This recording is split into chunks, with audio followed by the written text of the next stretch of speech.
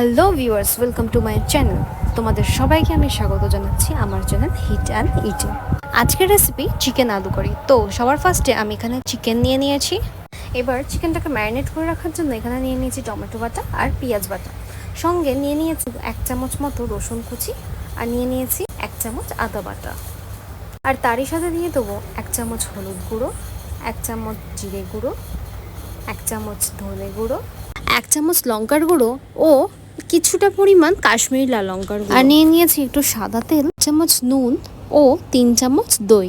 দইটাকে ভালো করে ফেটিয়ে নিয়ে আমরা এখানে দিয়ে দিয়েছি। এবারে সব কিছুকে আমরা ভালোভাবে ম্যারিনেট করে রেখে দেবো 15 থেকে 20 মিনিটের জন্য।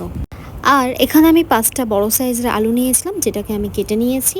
আর নিয়ে নিয়েছিলাম এখানে 5টা গোটা পেঁয়াজ, যেটাকে আমি ভালোভাবে চপড করে নিয়েছি। এবারে কড়াইতে তেল দিয়ে আলুগুলোকে আমরা ভালো করে ভেজে নেব। আলু ভাজার সময় আমি এখানে আলুতে একটু হলুদ আর একটু নুন দিয়ে আলুগুলোকে ভেজে নিচ্ছি। এবারে আমি প্রেসার কুকারে ভাজা আলুগুলো নিয়ে নিয়েছি। আলু যাতে কাঁচা না থাকে তাই জন্য আমি এখানে প্রেসার কুকারে 3 থেকে 4টে সিটি মেরে নেব। আর এইদিকে কড়াইতে একটু তেল দিয়ে 2টো তেজপাতা আর গোটা গরম মশলা ভালো করে নাড়িয়ে চাড়িয়ে নিয়ে কুচনো পেঁয়াজগুলো। এবার পেঁয়াজগুলোকে ভেজে যখনই দেখবে এরকম ব্রাউন ব্রাউন কালার হয়ে গেছে, তখনই ভাববে পেঁয়াজ ভাজা হয়ে গেছে। এবার এই ভাজা পেঁয়াজের মধ্যে দিয়ে দেবো আমরা 1 চামচ আদা রসুন বাটা, দিয়ে এটাকেও 20 থেকে 30 সেকেন্ড ভালো করে ভেজে নেব।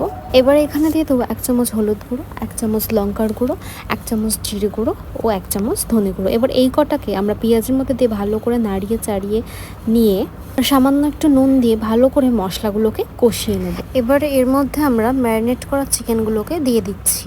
এবারে ভাজা মশলার সঙ্গে ম্যারিনেট করা চিকেনগুলোকে ভালোভাবে মিশিয়ে নেব। মিশিয়ে নিয়ে আমরা চিকেনটাকে ভালো করে কষিয়ে নেব যতক্ষণ না চিকেনের মধ্যে থেকে তেল আর জল ছেড়ে দিচ্ছে। 20 থেকে 30 মিনিট আমরা ভালোভাবে চিকেনটাকে কষিয়ে নিয়েছিলাম, তাই জন্য তোমরা দেখতেই পাচ্ছ যে চিকেনটা থেকে কী সুন্দরভাবে তেল ছেড়ে দিয়েছে।